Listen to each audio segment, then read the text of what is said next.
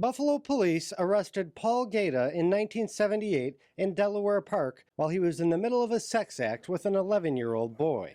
According to court records, Gaeta lured the 11-year-old to his car with candy. He was arrested, handcuffed, and charged with a felony sex crime. But the office of the Erie County DA, who at the time was Ed Cosgrove, and a judge, Anthony LaRusso, agreed to dismiss the charges, citing letters of reference from unnamed supporters in the community and a psychiatric report which stated that the doctor did not believe Gaeta would do this again. Cosgrove, in a brief phone call, said he does not remember the case. But after Common Councilman Norm Backus put Gaeta in charge of the advisory board for Lovejoy Elderly and Youth, Ron Noasel says Gaeta did strike again, sexually molesting his brother Jeremy, who later committed suicide. And he said, Ron, I was raped.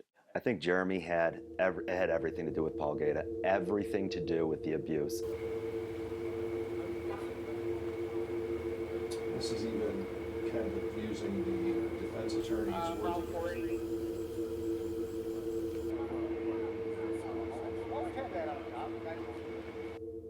He was arrested in 1978. Somehow, my father-in-law got into the sealed file. None of this would be coming to light without Sue Nardozzi and her father-in-law, Tony. Tony Nardozzi was an Erie County probation officer for decades, a staunch law and order guy who received a tip that Gaeta was applying to become a juvenile probation officer. But unlike most employers, Nardozzi had access to the sealed files about Gaeta's child molestation arrest. In this confidential memo to his supervisor, Nardozzi cited Hastreiter as saying that despite Buffalo police investigations of alleged child abuses in Lovejoy, Gaeta was never arrested because the parents of the boys refused to press charges. He never told me any of this. My mother-in-law gave me this after he died in 2015. I was shocked. The document, which Nardozzi believes her father-in-law delivered to his bosses in county probation, also stated that despite his past, Gaeta adopted a young boy in 1993 who was 12 years old, and another young boy who was 8 or 9.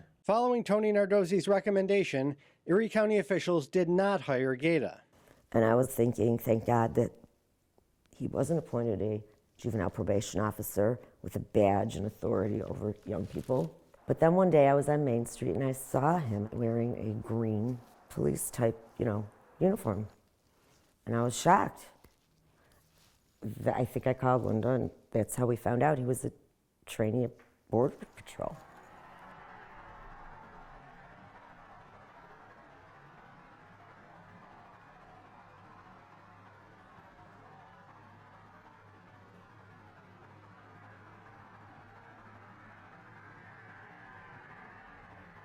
Gaeta worked for the U.S. government as an immigrations inspector in Buffalo and at the Toronto airport, before transferring to the Border Patrol station in Tucson, Arizona.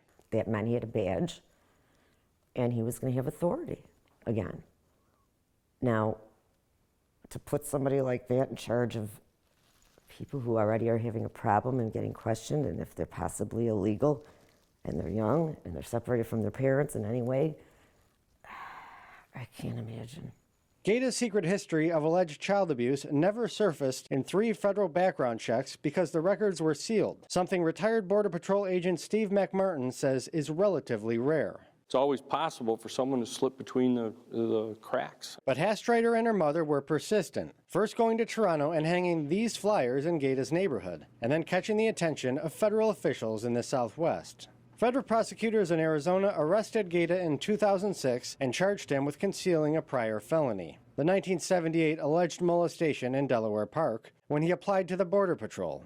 To the question of, have you ever been charged with or convicted of any felony offense, he answered no. Prosecutors said Gaeta lied on his application and went to, quote, great lengths to hide the horrendous crime from 1978, not only because it would preclude him from this job, but could potentially destroy the career he had built working with children, and could cause a reevaluation of that and of the adoption of boys that he had adopted into his family. They also argued that on the border, Gaeta could come in contact with vulnerable refugees and could also be subject to blackmail. Then someone that knows their past and knows that they're at risk if they are exposed certainly are a huge target, for blackmail.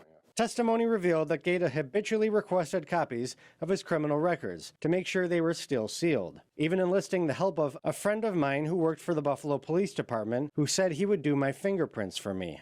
Police found a closet in Gaeta's apartment with a deadbolt lock and no door handle, something McMartin says is common among sex offenders. Hidden rooms, hidden places for contraband or materials that they use. It's incredible.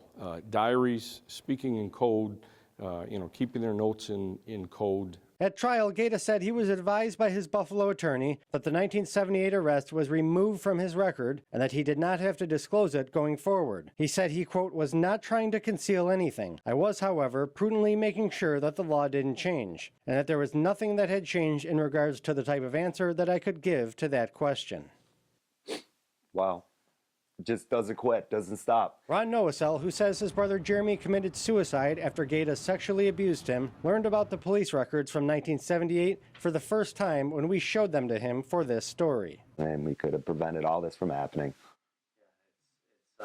They had him. He hurt so many people, so many freaking families. It's so preventable. It just could have been stopped. That makes me very angry to hear that.